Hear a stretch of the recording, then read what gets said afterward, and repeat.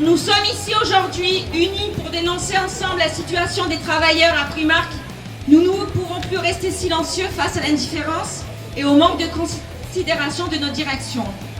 Les travailleurs en ont assez de l'insuffisance effective, des charges de travail qui s'accumulent sans fin, qui mettent nos équipes sous pression constante, avec un salaire à peine au-dessus du SMIC. Il faut être polyvalent, nous dit-on. Soyons clairs, cela ne correspond qu'à une exploitation déguisée du bricolage humain. Où est la valorisation de notre travail? Ni dans les salaires, ni dans la reconnaissance de nos compétences. Pendant ce temps, Primark génère, rien qu'en France, plus de milliards en chiffre d'affaires. Des magasins ouvrent, des bénéfices s'accumulent. Et à quel prix? Des réductions de coûts, comme toute entreprise capitaliste, au détriment des travailleurs. Il est temps de dire stop, il est temps d'exiger le respect de notre engagement, de notre travail. Nous réclamons des effectifs adaptés, de vraies perspectives d'évolution, des conditions de travail dignes et un salaire décent. Nous ne sommes pas de simples matricules ni des chiffres sur un tableau. Nous sommes des travailleurs qui méritons mieux à juste titre. On est maltraités, on est oubliés, ils sont invisibilisés. Et tout ça, et avec le maltraitance du patron. Les donneurs d'ordre qui prend en esclavage de nettoyage comme des enfants. On est en sous-effectif, 62 salariés perdus pour Primark. 62. On nous demande de travailler pour 10 personnes. On nous demande de tenir la main. On nous demande d'en faire toujours plus. Pourquoi? Pour pas être payés. Pour être en temps partiel. Pour être des travailleurs précaires. GSF Jupiter, qui fait le ménage à Primark, a récupéré 10 magasins sur toute la France Primark et a baissé les effectifs de tous ces magasins. GSF, c'est 1,5 milliard de chiffre d'affaires. À Taillon, c'est 2 milliards de chiffre d'affaires. Au net, c'est 2 milliards 200 millions de chiffre d'affaires et nous, on a des miettes. On n'a même pas de 13e mois. On n'a rien du salaire.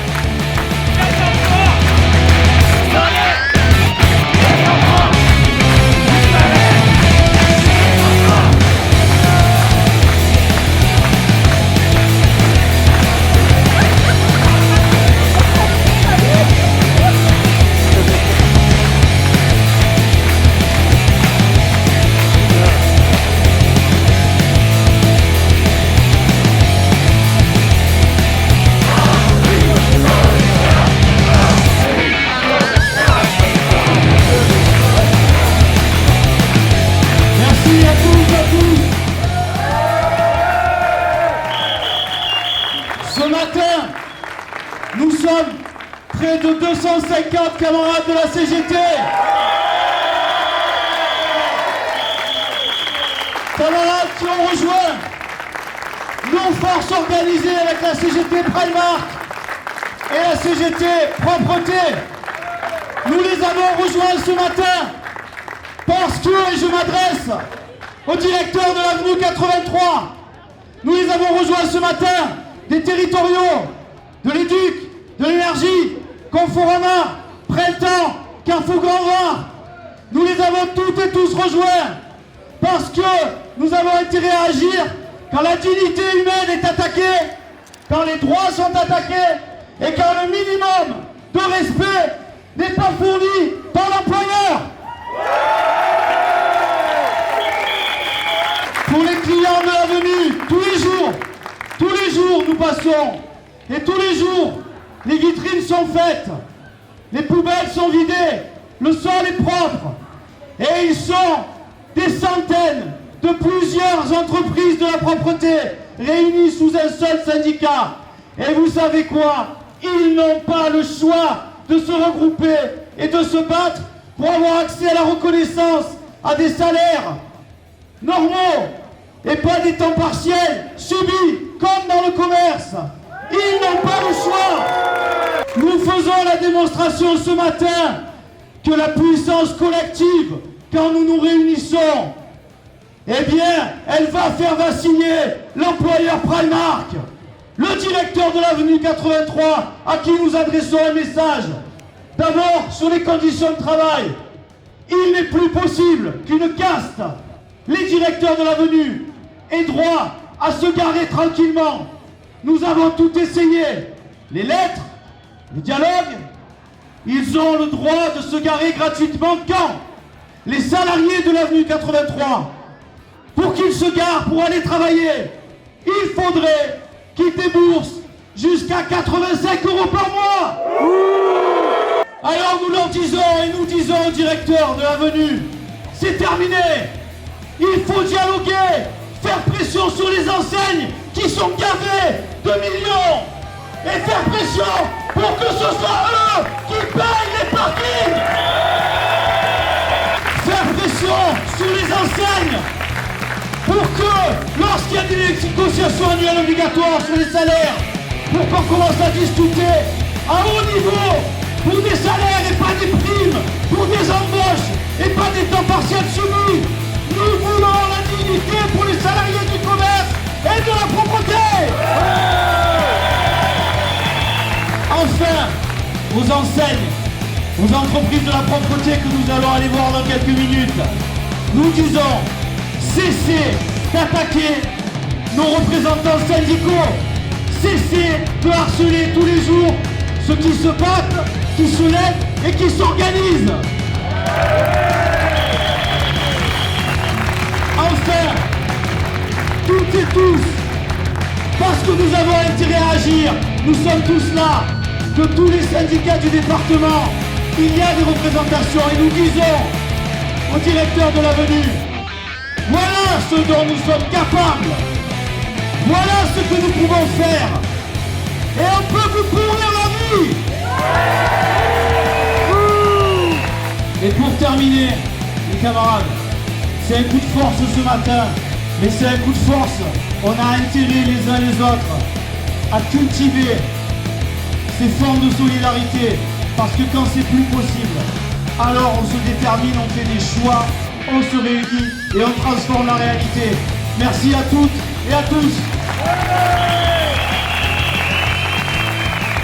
Je laisse la parole à Sébastien, secrétaire général du syndicat de la propreté et des services associés. Ceux qui souffrent s'organisent. Alors moi, je voudrais commencer par rendre hommage à nos deux camarades qui ont été blessés par la direction de l'avenue 83 lors de notre grève de février 2025. J'ai une grosse pensée pour eux et je veux absolument qu'on leur rende hommage maintenant parce que c'est entièrement de la faute du directeur de l'avenue 83 qui a lâché son arbitre, qui a demandé à quelqu'un de monter sur une autolaveuse et de foncer sur nous. Ce qui s'est passé, c'est inadmissible.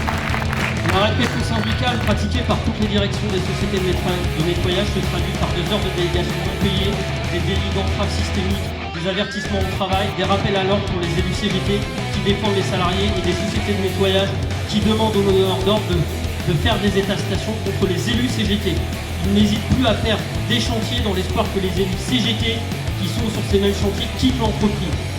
Nous, élus CGT, de GSF, Atalian, Honnête, Elior, etc., avons un message très clair à faire passer. Nous ne nous arrêterons pas. Les DSC de GSF, c'est-à-dire moi-même, ainsi que la DS d'Atalian, lançons une procédure au prud'homme pour des faits de harcèlement moral et de répression syndicale. Merci à vous les camarades d'être ici. Vive la lutte, vive la CGT.